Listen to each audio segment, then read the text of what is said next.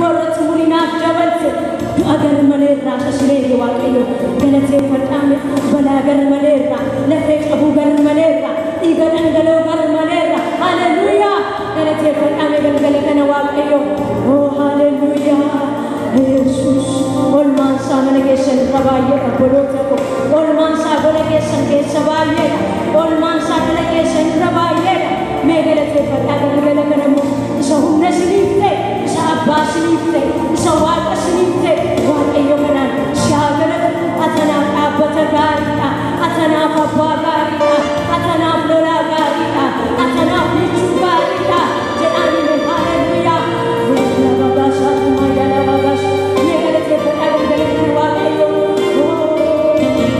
arara satina regenge bolote jabne genya kana regenge ekun sa kana regenge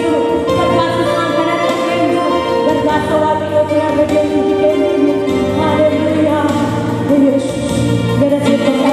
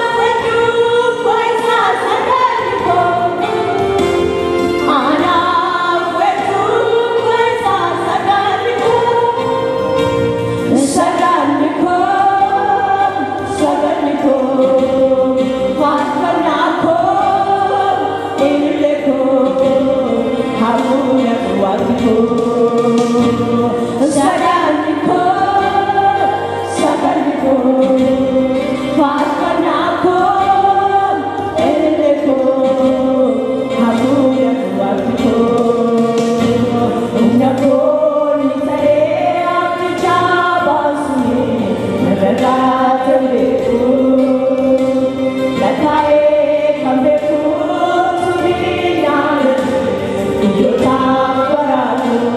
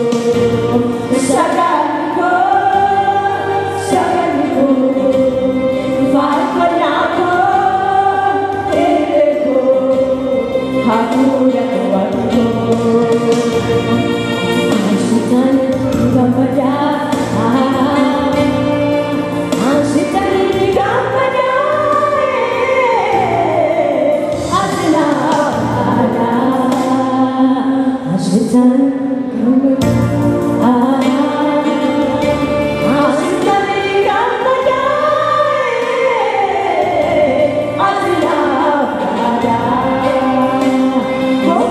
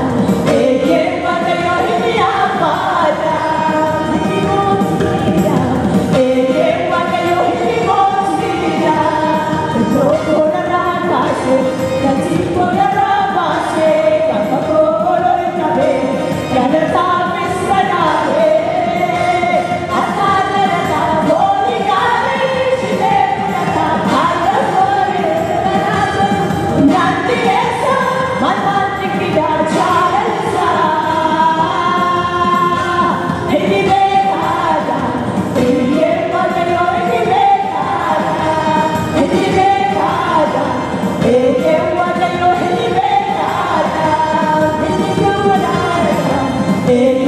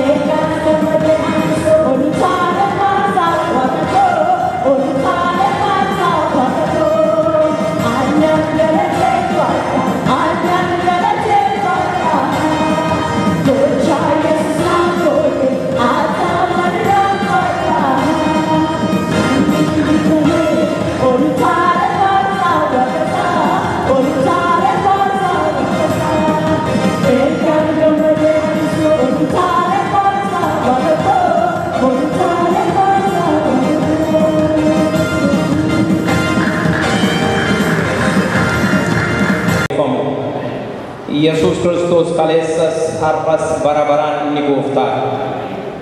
Inni yeroo hundumaa ijoollee isaatiif sagalee qabu. Sagalee Waaqayyoo birlaa qara lama qabu caalaa inni jedhame. Waan hojjetu, waan geeddaru, waan suuqu, waan sirreessu sababii qabuufiyyuu sagalee Waaqayyoo birlaa qara lama qabu caalaa jedhamee barreeffame. Sagalee Waaqayyoo kana keessatti jireenyi namaa maal akka fakkaatu, akeekni Waaqayyoo jireenya namaa keessatti akkamitti akka inni jiraatu, sabni Waaqayyoo Kiristoos Yesuusitti amane maaliif akka waaman, isa waamame keessatti immoo maaliin akkamitti jiraachuun akka jiru Phaawulos gorsanni waldaa kiristaanaatiif gorsirraatiyyuu waa ilaalla. Har'aa dubbii Waaqayyoo kan ilaallu Efesoon boqonnaa 4 lakkoofsa 1 amma 6 ta'a. Xiyyeeffannaan koo garuu warra jalqabaa 3 irratti ta'a. Keessumaa lakkoofsa 3ffaa irratti ta'a. Dubbii Waaqayyoo ulfina Waaqayyootiif ol kaanee dhageenya. Dubbichatu ulfina qabaadhaaf iyyuu akkas goona. Efesoon boqonnaan 4 tokko jalqabee akkas jedha. Egaa ani waa'ee hojii gooftaatiif hidhamee kanan jiru waamicha isitti waamamtan sanaaf akka ta'utti akka jiraattan isin nan gorsa. Gad of deebisuu fi garraamummaa hundumaan obsaanis walii wajjin jiraadhaa. Jaalalaanis waliif danda'aa. Hidhaa nagaatiin tokkummaa Hafuura Qulqulluu of harkatti eeggachuudhaaf ama'aa. Akkuma abdiin waamichaa inni isinitti waamamtan tokkicha ta'e, dhaqni tokko, hafuurris tokko, gooftaan tokko, amantiin tokko, cuuphaan tokko. Waaqayyoof abbaan waan hundumaa tokkicha. Inni waan hundumaa irra jira, waan hundumaan in hojjeta, iddoo hundumaa jira. Lakkoofsa 3 irratti akkas jedha. Hidhaa nagaatiin tokkummaa Hafuura Qulqulluu of harkatti eeggachuudhaaf ama'aa jedhee dubbata Phaawulos. Hidhaa nagaatiin tokkummaa Hafuura Qulqulluu of harkatti eeguudhaaf ama'aa, barbaadaa, hawwaa, eegodhaa jedha Phaawulos. In kadhanna. Abbaa, gaarummaa keerraa kan ka'e fagoodhaaf dhiyoodhaa walitti nu qabdeetta. Har'as immoo hidhaa nagaatiin tokkummaa Hafuura Qulqulluu of harkatti eeggachuudhaaf ama'aa jette.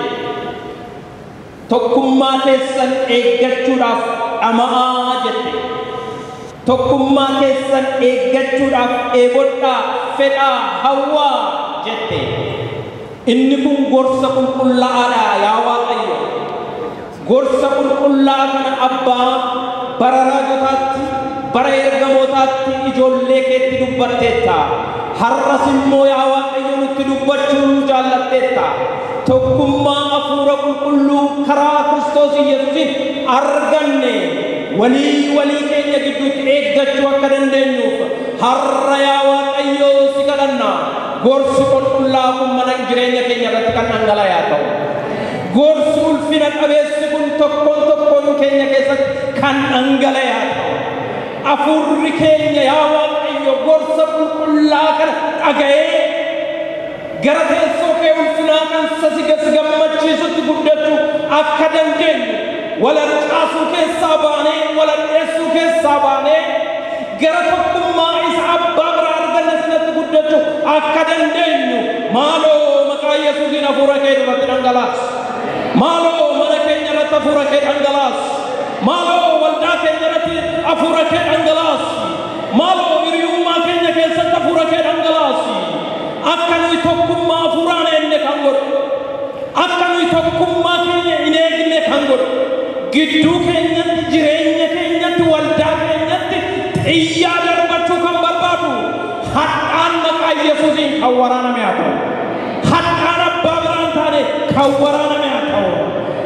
سفيسا ورانا إياسا ورانا مقا يسوسين كورانا مياتاو تقوم ما نفورا من كل تا كنجران تقوم ما نفورا والدا كريستيانا كيسا كنجران تقوم ما نفورا ريو تجدوا كنجران إياسا كندربتو مقا يسوسين كورانا مياتاو آمين كورانا مياتاو آمين كورانا مياتاو آمين كورانا مياتاو إيانا مينيا هورانا إيانا مينيا هورانا غفونا مينيا هبوكاو دوكاني همينيا هغوغا مي هبادو أبا تكما كينيا إيجي والدن داودان جالالان غروف دير سودان تكما كينيا إيجي سيغاما چيزوا كدن دن أيان كينو فدبالامو أيان كينو فدبالامو أيان كينو فدبالامو مالو أيان كينو فدبالامو أنا غربتش كيدي فأيان كيا دبالامو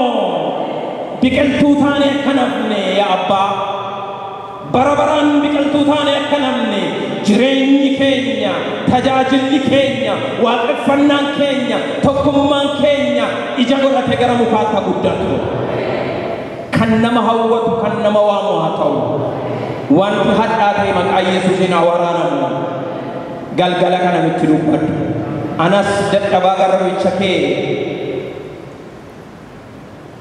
dubbachuudhaaf ga'aa kan hin taane garuu dubbadhu jettee carraa waan naa laatteef ayyaanaan ittiin dubbadhu arraba koo irra kaa'e isatti jette dubbaa saba kee bira ga'u akka dhaqqabutti innan dubbadhu ayyaana keetiin calalamee saba kee biraa ga'u inni qulqulluu innati gammadu duwwaan arraba koo keessaa haa ba'u samni kees isa dhagayetti jireenya isaa ilaaluu akka danda'u saba keetiif hafuura isaanii haaressu yeroo kun kan keetii nu gidduutti argami yeroo kun kan keetii nu gidduutti argami yeroo kun kan keetii nu gidduutti argami mootii ulfinaa nu gidduutti argami abbaa barabaraa nu gidduutti argami leenca Yihudaa nu gidduutti argami kan keetii kottoo nutti dubbadhu maqaa Kiristoos Yesuusiin Ameen eebbifamaa ta'a. Sagalee amma dubbifanne kana kan barreessu Phaawulos Efesoon boqonnaa 1 amma 3 gidduutti ergaa waldaa kiristaanaatiif barreesse tokkummaa hafuuraa akka qabaataniif hariiroo isaan waldaa wajjin qaban tokkummaan isaanii akkamitti deemuun akka irra jiruyyuu isaan gorsa tokkummaan waldaa kiristaanaa keessattis waldaa kiristaanaa alattis utubaa ulfinaati lafa tokkummaan hin jirretti mo'ichi hin jiru lafa tokkummaan hin jirretti nagaan hin jiru lafa tokkummaan hin jirretti eebbi hin jiru kanaaf Phaawulos tokkummaa hafuuraa eeguu akka danda'aniif waldaa Efesooniin gorsa boqonnaa 4 irratti immoo tokkummaa walii isaanii gidduu jiru akkamitti eeguu akka danda'an isaan gorsa tokkummaan inni gamtaadhaan jirus tokkummaan inni dhuunfaadhaan jirus hundumti isaa walitti qabamee Waaqayyoon kan gammachiisu sababii ta'eef akkamitti tokkummaa walii isaanii gidduu jiru eeggachuu akka danda'an isaanitti dubbata namni tokkummaa waldaa kiristaanaa keessa amanaan Kiristoositti amane jiraatu tokkummaa hafuuraa eeguudhaaf dirqama mul'ataa amma uumamaatti wangeela beekuu qabu hafuurri Waaqayyoo keessa isaa bu'eera yoo ta'e yoo dubbii Waaqayyoo waan inni jedhullee gaalchaan galuufii dhabaateen hamaadhaaf gaarii addaan baasee beekuu danda'a safuu dubbii Waaqayyootiif qaba jechuudha kanaaf Phaawulos jireenya isaanii tokkoon keessatti akkamitti tokkummaa hafuuraa eeguun akka isaaniif maluyyuu isaan gorsa kanaaf akkas jedhan waamicha isatti waamamtan jedheetii waama amanaan Kiristoositti waamame aboo mucummaatiin kan Kiristoos ta'e aboo mucummaa Kiristoos kennee biyyuu kan Kiristoos ta'e kanaaf amanaan Kiristoositti amane waamichi isaatiin gooftaa ta'utti kan inni dubbatu. Yeroo ergaa kana dubbatu ofii isaatii mana hidhaa keessa jira. Maaliif hidhame? Dubbii Waaqayyoo gooftaadhaaf sababii abboomame. Abboomni dubbii Waaqayyoo sababii eegeef gara hidhaatti darbatame. Achi taa'eeti gaa hidhaa keessa taa'eeti ergaa kana kan inni isaanitti dubbatu. Waamicha isatti waamamtan sanaaf akka ta'utti akka jiraattaniif isinin gorsaa jedha. Jiraachuunii fi akka ta'utti jiraachuun garagara. Waldaa kiristaanaa keessatti akka dubbii Waaqayyoo jedhutti jiraachuunii fi akkasumatti jiraachuun garagara. Inni kan inni isaaniin jechaa jiru akka jiraachuun isiniif malu, akka jiraachuun isiniif ta'u, akka jiraattaniif isinin gorsaa jedhaan. Sagalee Waaqayyoon nageenya, dubbii Waaqayyoon nageenya. Inni guddaan dhaga'u miti. Sadagaan sanaaf abboomamanii ittiin jiraachuu. Egaa gorsa Phaawulos gorsu kana akkamitti iyyuu yoo maal godhan iyyuu hojiirra oola isa jedhuuf inni guddaan isaa abboomamuudha. Abboomamuuni sagalee Waaqayyoo dhaga'uun maal jedha dubbiin Waaqayyoo, maal jedha hafuurri Waaqayyoo jedhanii dhaga'uun. Abboomamuuni aboo Waaqayyoo simachuu, aboo Waaqayyo jireenya koo irratti qabu, aboo Waaqayyo biyya lafaa irratti qabu, aboo Waaqayyo anaaf qabu maal jedhanii isa simachuu danda'u. Abboomamuuni aboosaa abboomni isaa raawwachuu. Kiristaanni Kiristoositti amane isaan kana sadan jireenya isaa keessatti beekuu danda'u. Sagalee Waaqayyoo dhaga'u, aboosaa simachuu, isanni jedhe immoo raawwachuu. Jireenyi isa kana shaakalee amma haalli gaarii yoo geeddarame iyyuu hulluuqee keessa ba'uu danda'a. Warra hulluuqee keessa ba'an Waaqayyo nu waaqa. Jarana Waaqayyo nu waaqa. Egaa sabni Israa'el gara biyya aannaniif damma kakuusaatti galuudhaaf galaana diimaa erga faarfatanii ce'anii booddee Waaqayyo fardaaf abbootii fardaa galaanatti naqanii Maariyaam fa'aa erga galateeffatanii faarfatanii booddee guyyaa sadiif lafa onaa keessa deemuutu ture. Guyyaa sadii lafa onaa keessa erga deebanii booddee dheebotan bishaan barbaadan. Guyyaa sadii booddee iddoo Maaraa jedhamu iyyuu ga'ani. Bishaanichi hadhaa ture, dhuguudhaaf hin ta'u. Hadhaa ture bishaan dhuguudhaaf hin ta'u. Kanaaf Museetti gungumanii maal godhnaa? Maaliifi jedhaniiti iyyuu gaaffii sun Musee irratti kaasan. Sabni yeroo dheebotu gaaffii kaasa, yeroo beela'u gaaffii kaasa, yeroo tirratu gaaffii kaasa. Museenis gara Waaqayyootti iyyeedha dubbii Waaqayyoo. Gara Waaqayyootti iyye eeguudhaaf, beelaaf deebii Waaqayyoodha. Gara Waaqayyootti iyye har'a waldaa kiristaanaa eeguu maalii keessa keetii qabda? Beela maalii keessa keetii qabda? Waaqayyo deebii qaba. Beelaaf deebii qaba. Eeguudhaaf deebii qaba. Kanaaf Museen erga gara Waaqayyootti iyyee booddee Waaqayyo Waaqni inni jiraataan inni amma libsuu ijaatti waa gochuu danda'u. Muka sana fuudhi. Muka kam? Muka sana fuudhi. Mukichi maaliif fuudhama? Hadhaatti mi'a gochuudhaaf. Waan bifa hin qabnetti bifa gochuudhaaf. Waan hin yaadamnetti yaadatti gochuudhaaf. Haalleluuyaa. Mukicha fuudhi bishaanicha keessa buusi. Maqaa Waaqayyoo eebbifamu. Maqaa Waaqayyoo eebbifamu. Inni kaleessa hadhaa ture.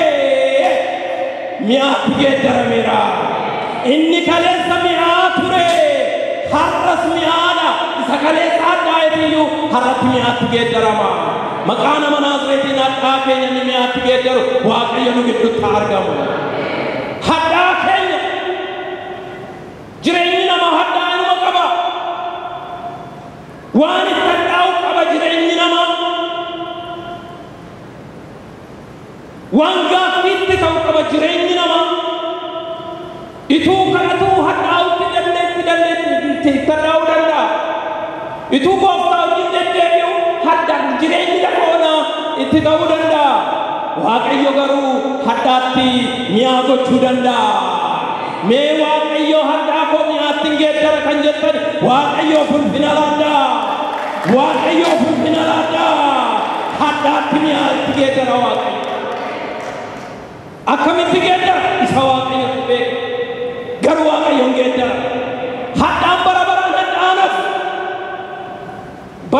hadhaanaaf waaqayyo hadhaatti waaqummaa isaa mul'isa takka jireenyi namaa hadhaadhaan sababii marfamuu fi wantoota jireenya isaa keessatti isa quunnamu hundumaa nan mo'ame ituu waaqayyo na wajjin jiruun salphadhe jedha waaqayyo waaqa nama salphisu miti waaqayyo waaqa nama salphisu miti firoota koo iddoon hadhaadhaan marfame kan inni geeddaramu mi'aatti garuu namnis qooda qaba qooda keenya akka baanu waaqayyo nu gargaaru qooda keenya irratti xiyyeeffadha ergaan Phaawulos qooda namni qabudha kan inni mul'isu jireenya namaa keessatti jireenya amanaa jireenya Kiristoos qabu keessatti wantoonni bu'aa ba'iin jiraachuu danda'u garuu waan bu'aa ba'iin sana keessatti ija ofii waaqayyo irraa kaasuun amanaadhaaf barbaachisaa miti ija ofii waaqayyo irra kaa'anii yeroo inni itti geeddaru yeroo inni itti sirreessu yeroo inni itti qajeelchu eeggachuun ulfina guddaa waaqayyo gara ulfina kanaatti nu guddisu egaa waaqayyo erga kana godhee booddee erga hadhaa mi'aatti geeddaree booddee sagalee abboomamuun isaaniif ta'uyyuu isaanitti dubbata seera ba'uu boqonnaa 15 lakkoofsa 26 irratti akkas jedha dubbiin waaqayyo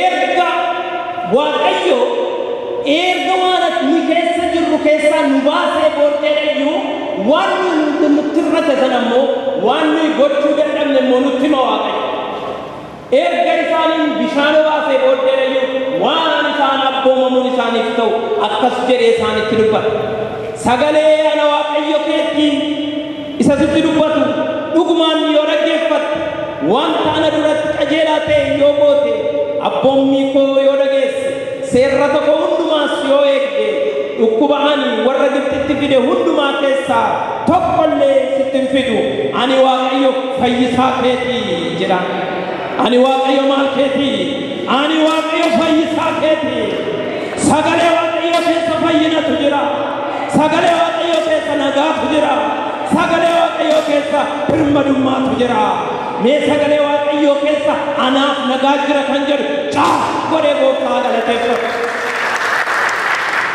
yoo sagalee koo eebbe eebbi ulfinaa eebbi inni waaqayyotti gammadu waaqayyoof abboomamuu keenya keessa jira warra waaqayyoof abboomamnu akka ta'uuf waaqayyo nu gargaaru egaa Phaawulosi eebba kana arga saba isaa keessatti eebba kana bira ga'uu immoo sabni kun gochuu kana naaf ta'u wantoota ijoo sadiidhayyuu isaan gorsa ture kan inni isaan gorsu jireenya isaanii dhuunfaa tokkummaa isaan walii wajjin qaban keessatti waan sadii akka isaan godhan waaqayyo Phaawulosi isaan gorsa nu gorsa inni jalqabaa gad of deebisuu inni lammataa obsa inni sadaffaan jaalala jireenyi kana sadan qabu yeroo hundumaa waan eebba waaqayyo biratti deemu humna qaba mogoleen laafus hin jabaata haalli dukkanaa'us ayyaanni waaqayyo ifatti agarsiisaa gaggeessa warra kana godhu waaqayyo nu haa godhu gad of deebisuu maa inni gad of deebisuu amanaa Kiristoositti amane tokkoof maali gad of deebisuu yooruma immoo Kiristoositti hin amanne maa inni gad of deebisuu akka biyya lafaatti mo'amuun bitamuun akka dubbii waaqayyootti garuu mo'ichi gad of deebisuuni amala waaqayyoon gammachiisu keessaa isa tokkodha. Jireenyi gad of deebisutti gaafa argu waaqayyoon gammada. Biyyi lafaa waan argaa mana waaqayyoo keessatti gad of deebisuutu ulfina. Amantoonni Kiristoositti amananii hariiroo isaan waaqayyoo wajjiniin qaban tokkummaa isaan waaqayyoo wajjiniin qaban gaariidhaaf qajeelaa kan inni ta'u hafuurri gad of deebisuu yoo amanaa keessa jiraate duwwaa.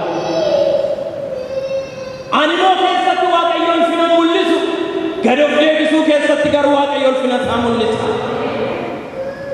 Amanaan hundumtuu gara waaqayyoo kan inni ittiin dhiyaatu akka dhuunfaatti akka gareetti kan inni gara waaqayyoo ittiin dhiyaatu ispiriitii gad of deebisuu yoo jireenya isaa keessa jiraate duwwaa.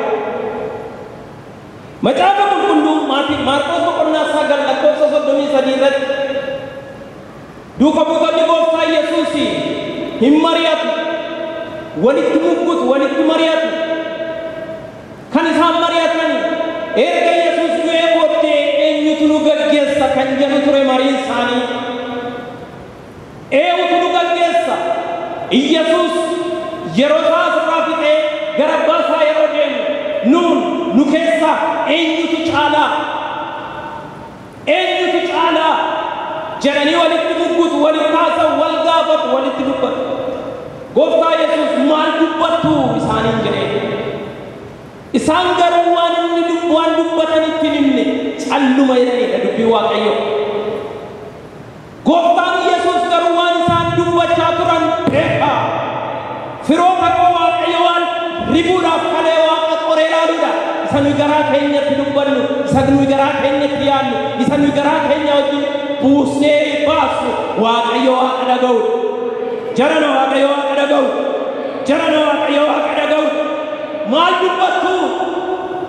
Jedhee jennaan calluma jedhaa jedhanidha dubbii waaqayyo. Isaan garuu kan isaan dubbatanii, kan isaan mari'atanii, anatu caala moo isatu caala?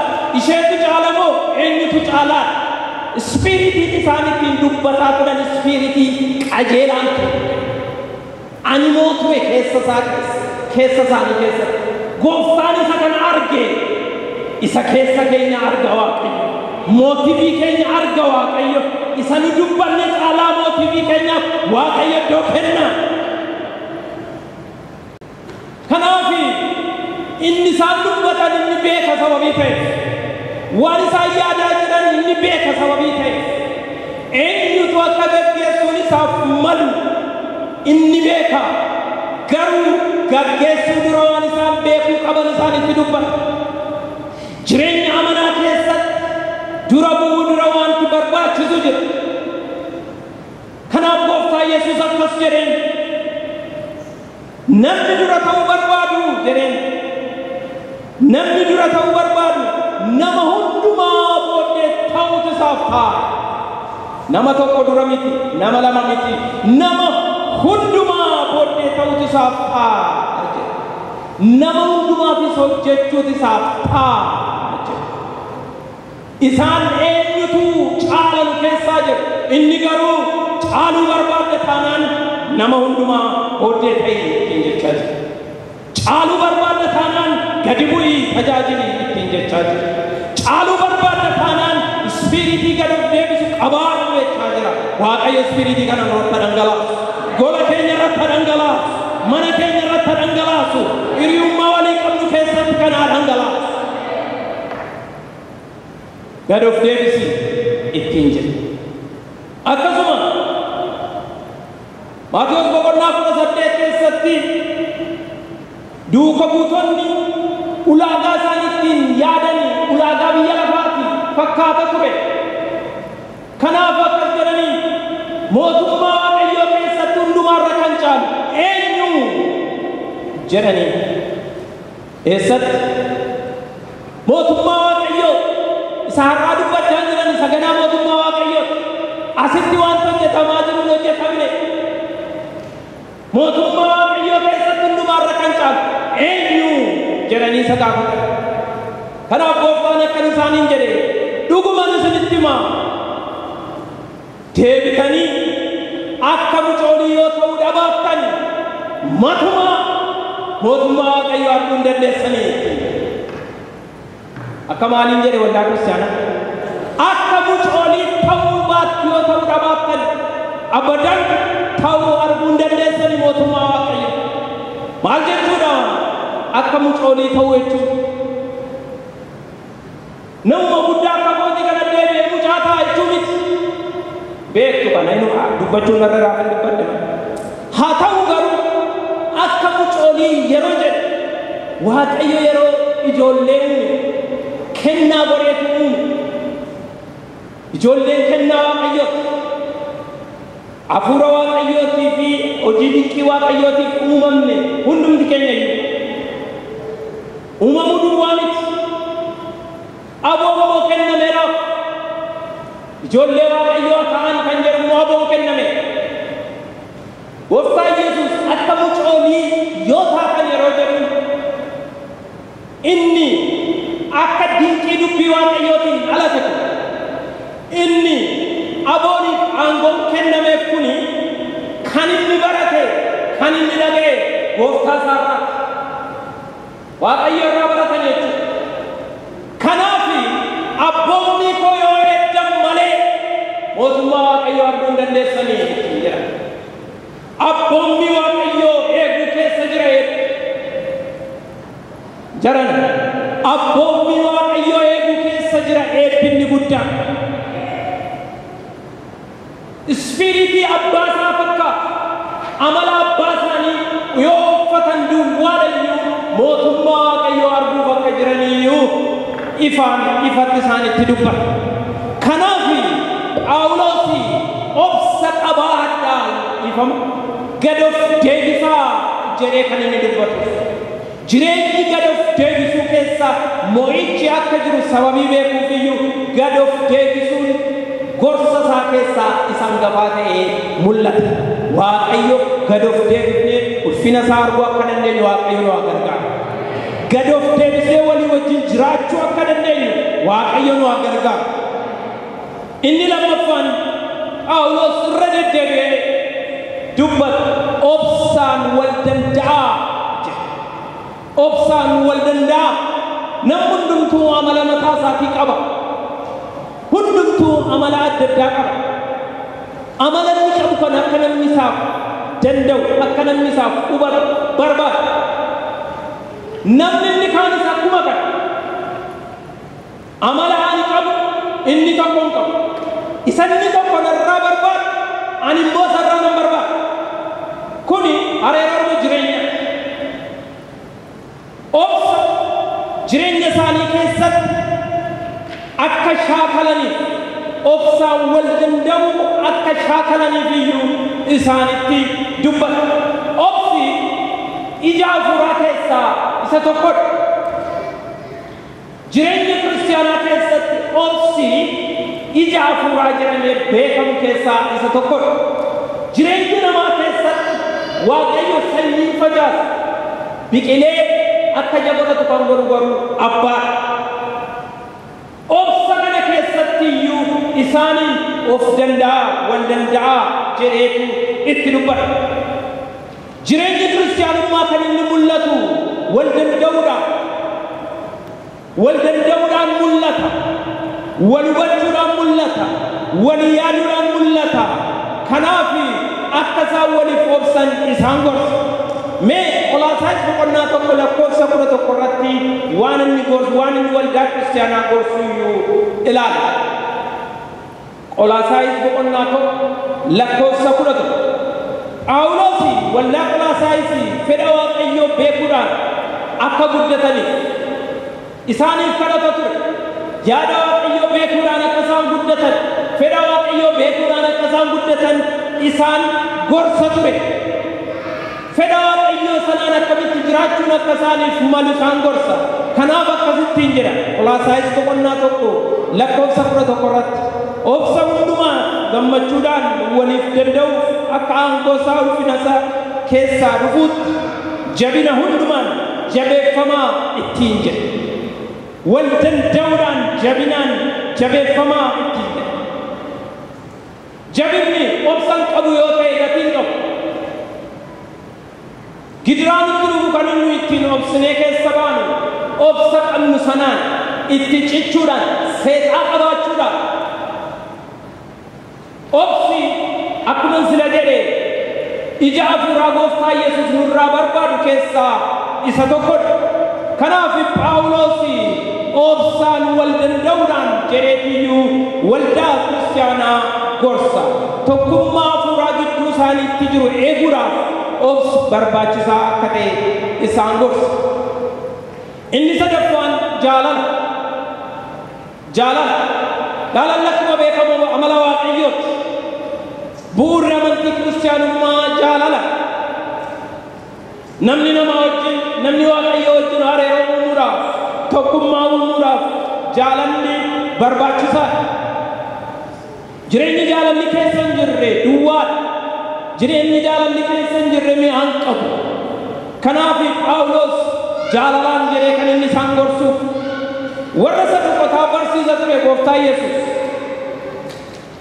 برسيزة كيفة تران كنافي ورفرسوتا غرسادة كنيتيو إسان كيسا نمي سيرا بيكتو كجرا سيرا كيسا أبو أمين هندو مارا جانو إسا كمي جنة نقافة باتي وسبقون ناري جميلة مرات سيرا كيسا أبو أمين هندو مارا جانو إسا كمي كنا غوفتا يسوس أكتر جري waaqayyoon gooftaa kee jaalladhu kan jedhudha jedhe waaqayyoon gooftaa kee jaalladhu jedheenniif lammatas immoo jira nama kan biraa akka mataa keetiitti jaalladhu jaalalli waan nuyi feenee walii goonu dirqama dubbii waaqayyoo nu abboomuudha dirqama dubbii waaqayyoo nu abboomuudha jaalalli waan untani jaallatamu walitti agarsiisnu miti jaalalli dubbii waaqayyootu nu abboomu waaqayyoon akka jaallannu dubbii waaqayyootu nu abboomu nama sakaan walii keenya akka jaallannu dubbii waaqayyootu nu abboomu kanaaf fudhachuudhaaf jaalala agarsiisna miti kennuudhaaf jaallatamannas immoo miti jaalalli dubbii waaqayyootu nu abboomu jaalalli dubbii waaqayyootu nu abboomu jaalala kana keessatti jiraachuu akka dandeenyu waaqayyo nu gargaaru gooftaa yesuus kana duwwaa dubbatee dhiisa miti yohannis boqonnaa 13 irratti seerrata haaraan isiniif kenna jedha duuka buutota isaatiin qajeelfama haaraan isiniif kenne haaraa miti duruu jira ture seerri inni dubbatu garuu amma jireenya isaanii keessatti wanta inni hin arginetu jira wanta inni keessatti argaan jirretu jira kanaaf qajeelfama haaraan isiniif kenna ittiin jedhe waaqayyo yeroo waan haaraa nu godha isa kaleessa dhageenya duwwaadhaan jiraachuu hin dandeenyu isa tokko dhageenya duwwaadhaan jiraachuu hin dandeenyu kanaaf waldaan kiristaanaa irra deebitee kan isheen barsiistuuf namni isa gaaf tokko duwwaa dhageenya jiraachuu hin danda'u sababni isaa addaamiif iyyuu tolle sababii ta'e kanaaf gooftaa yesuus akkasittiin jedhe seera haaraan isiniif kenna maaliif kennaaf jaalala akka isaan waliif qabaataniif seera haaraan isiniif kenna ittiin jedhe jaalala warra walii qabaatu waaqayyo noonu waldaa kiristaanaa fudhachuuf jaallattamiti kennuudhaaf immoo jaallattame dubbii waaqayyootu wal jaalladhaa hariitii akkaataan itti wal hubannu adda adda ta'uu haa danda'u iyyuu malee iddoon wal keenyu adda adda ta'uu haa danda'u iyyuu malee wal jaallachuun garuu dirqama dubbii waaqayyooti dirqama dubbii waaqayyooti har'a jireenya keenya keessatti jaalala waliif qabduu jedhee waaqayyo itti nu gaafate maal qabxii maalii kennina Ana dhuunfaa kootti yoo na gaafate kan wanta deebisu isinis dhuunfaa keessanitti utuu isin gaafate wanti isin deebistan jedhe deebiin garuu isaan deebifadhus miti isa isin deebistanis miti isa namni biraa waa'ee keessan dubbatu ajaa'iba namni biraa maal isin keessatti argaa jira namni biraa maal na keessatti argaa jira akka kiristaanotaatti maal nu keessatti argaa jira namni obboleettii tokkotu mana yaalaa dhaqxee dhukkubsattee Innani na dhukkuba jetteeruma dhukkubicha baay'ee ol kaaftee dubbata. Dhuguma immoo dhukkubicha ol kaastee dubbata. Innaan isaanoo dhukkubicha tokko kaastee duwwaadhaa kaastee amma kudhanitti meeqa keenyi taa'anii jedhanii jedhee gaafate. Dooktarri ishee. Innaan isheenoo zeeroo waan jedhu. Isheedhaaf baay'ee dhukkubaa jira. Isheedhaaf. Isatti garuu dhukkubaan jiru ogeessa sana waaqayyo maal nuun jechaa jira waldaa kiristaanaa maal nuun jedhe maal nu waa'ee kootiif dhuga ba'umsi fuula waaqayyo irratti namni inni kaan dhiyeessu maal nu waa'ee keetiif dhuga ba'umsi namni inni kaan waaqayyo fuula waaqayyo irratti dhiyeessu haddaan waldaa keenya keessa jiru haddaan bara Israa'el keessa jiru gara mi'aatti akka geeddaramuuf waaqayyo fedha sana harrawaan haddaa iddoo kana akka wanti nyaa'u jiraatu amalli keessa murteessaa hareeroonni gooftaa wajjiniin qabnu hareeroonni walii wajjiniin qabnu haddaa nyaatti geeddaruudhaaf murteessaa miti jiran lallaba duwwaatu nama fideesi guuta miti an ga'een koo maayin ga'een kee maayin manni koo maal dhugaabaa manni kee maal dhugaabaa jireenyi keenya maal dhugaabaa hareeroon walii qabnu gidduutti maal dhugaabaa furri waaqayyoo maal nu ceephaa isa furri waaqayyoo nu ceepha'u keessaa ba'uu akka dandeenyu waaqayyo nu haa gargaaru waaqayyo nu haa gargaaru maseenummaa jaalalaa keessaa waaqayyo nu haa baasu jireenyi jibbaan guute waaqayyoo sin gammachiisu nama sin gammachiisu bara jibbi dagaage nu warra Kiristoos Yesuusitti amanne jaalala Kiristoos irraa fudhanne ifa ta'uu akka dandeenyu waaqayyo nu haa gargaaru waaqayyo nu haa gargaaru mee hundumti keenya ol kaaneetiin yoo kadhanna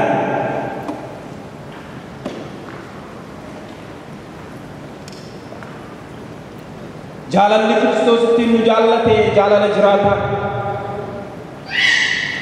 jaalalli inni ittiin nu jaallate jaalala bara baraati jaalala bara baraa sana keessatti jireenyi koof jireenyi keessan akka ija godhatuuf tokkummaa hafuuraa jireenya keenya keessatti guddatee ija akka godhatuuf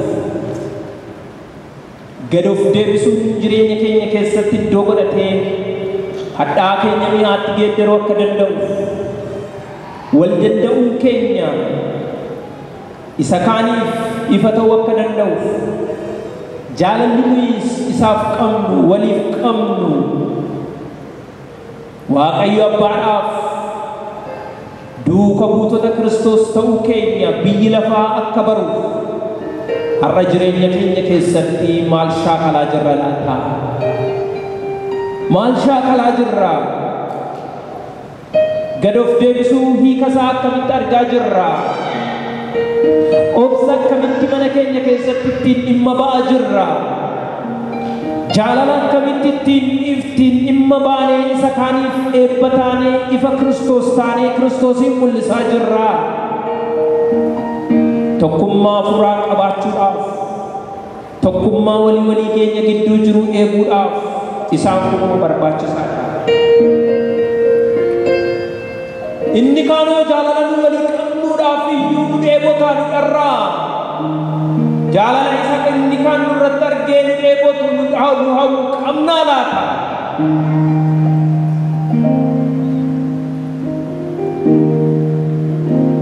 jaalalli Kiristoos fannoo irratti nuuf dhangalaase dhiigni Kiristoos fannoo irratti nuuf dhangalaase ifa Kiristoos taanee akka nuyi duuka buutota Kiristoos ta'uu keenya mul'isnuufi inni kun nurraa mul'ataa jira laata maal nurratti argaa gad of deebisuu nurratti hin argaa namni gad of deebisanii yaada waaqayyoo jiraachuu nurratti argaa namni obsanuu qabnu nurratti argaa namni wal danda'uu nurratti argaa namni jaalalaan wal baachuu jaalalaan wal barbaaduu jaalalaan waliif koomuu nurratti argaa namni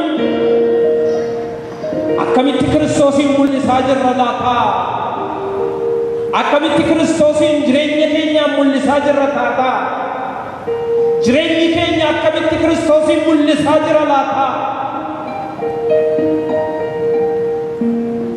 ofii keenya akka mul'annu barbaada miti gooftaan isa akka mul'isnu barbaada isa mul'isaa jirra laata inni nurraa mul'ataa jira laata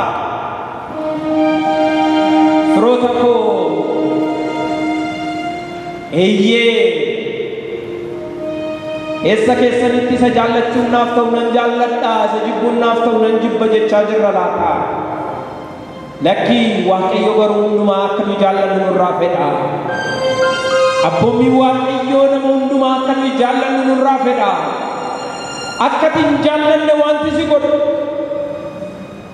qolati jasaarra jira yoo ta'e hir'uutu jireenya isaarra jira yoo ta'e obboleessa koo hir'uu kanan sirratti arge qola kanan sirratti arge atanaaf na barbaachisa jettee qolarraa fuutee kan isaa godhattamoo golgaa sanarra jirurraa fuutee kan isaa godhattamoo jireenya isaa deebitee haqqaadhaan geeddartaa laata har'ati Kiristoositti amanteetta obboleettii koo obboleessa koo waldaa kiristaanaa nuyi Kiristoosin waamamneerra nuyi Kiristoosin lammaffaa dhalanneerra nuyi Kiristoosin waamamuu duwwaa keessa irra dabarre aboo wuxummaa nuuf kennameera sichi garboota siniin hin jedhu michoota kooti amalli michuu nama godhu sibira jiraala haleluuyaa haleluuyaa haleluuyaa haleluuyaa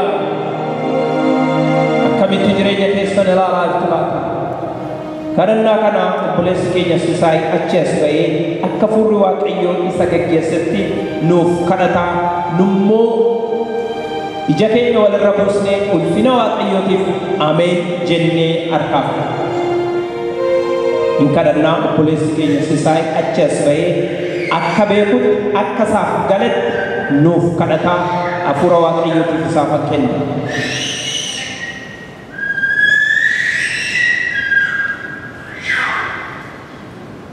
እናመሰግናለን የዘላለም አምላክ የዘላለም አባት አምሳያ የሌለ አልፋና ኦሜጋ ክብር ላንተ ይሁን ከበዛልን ብዙ ምሕረት የተነሳ እግዚአብሔር በነገር ሁሉ አንተ ከኛ ጋር ሆነ በመውጣት በመግባታችን ጠብቀህ እድሜ ጨምረህልን ሁኔታዎችን አመቻችተህ ዛሬ ደግሞ እግዚአብሔር ሆይ ይህንን ማዕድ አዘጋጅተህ በፊት እንድንሰበሰብ እግዚአብሔር ሆይ ያው በሆነው ቃል ስለመገብከን እናመሰግናለን።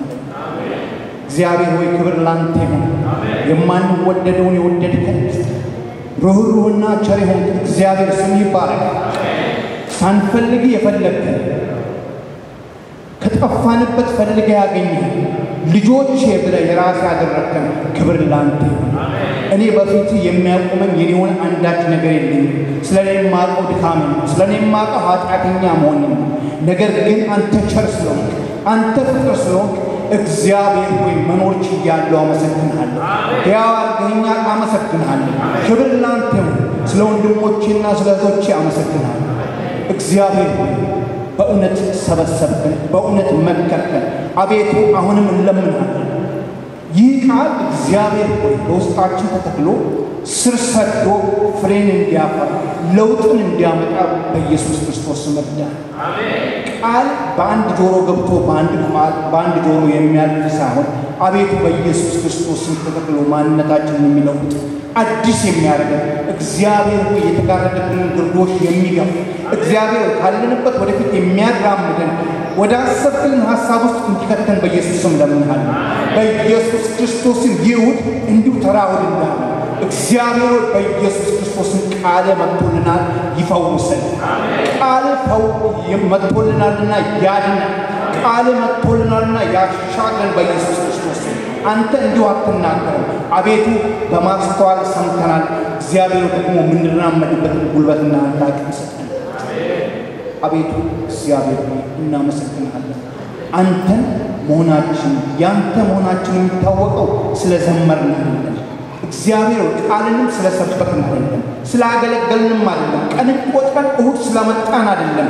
ግን እግዚአብሔር የሕይወት መዓዛ የሚሸተው ባህሪያችን ነውና በኢየሱስ ክርስቶስ ስም በዙሪያችን ላሉት የሚናገር ማንነታችን በፊት ያማረ ነው። አንተ እግዚአብሔር ከምንናገረው የምንኖረው ኑሮ ሰዎችን ወደ አንተ መዓዛ ሆኖ ይጥራ። አቤቱ ማስፈራት በዙሪያችን ነው። በመውጣት በመግባታችን አንተ እንድንፈራ እግዚአብሔር